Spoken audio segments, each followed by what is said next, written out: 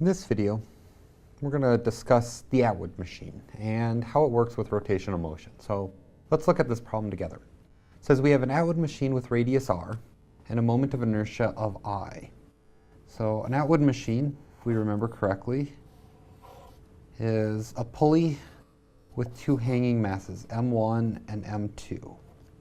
And I'll have M2 being larger, so it rotates around. Well, this pulley now has some rotational inertia. All right, so actually the problem says that we have M2 or M1 moving down and M2 moving up with a speed of v. And they're attached by a string that's not going to stretch, so we assume that their speeds are the same. We want to know what's the magnitude of the total angular momentum of the system. What is L? Well, the first thing I'm going to do is I'm going to actually look at the direction that these things are going to point.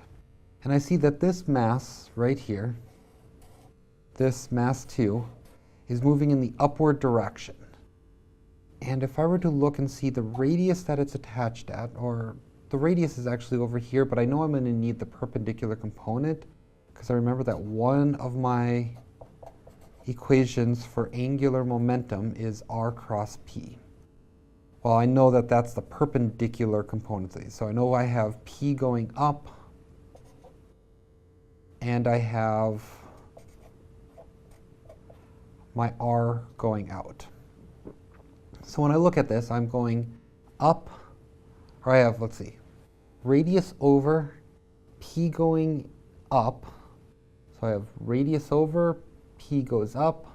That means my thumb points into the page. So this angular momentum of 2, is in the negative z direction, z hat direction. I'm going to say that I have x, y, and z is out of the page. So negative z in that direction.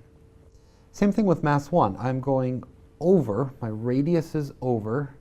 I curl my fingers in the direction of p because p points down. It's in the direction of my velocity, which means L1 is in the negative z hat direction as well. It points into the page. And if this whole thing spins, this whole thing is spinning, that means my angular velocity is into the page as well, the negative z hat direction, which means the moment of inertia times the angular velocity gives me my angular momentum of this guy.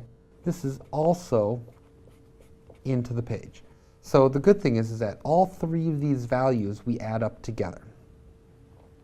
So that actually allows me to probably eliminate a few things out. I can eliminate out the minus ones because I know that m is positive, v is a positive magnitude, r is a positive magnitude. The only way we get this minus sign is if they're moving in different directions.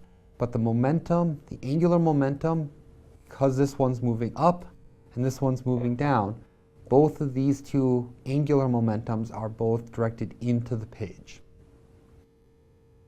So what do we need? Well, we need to just add these values up. Well, I know that I have r cross p, and I know that they're perpendicular to each other.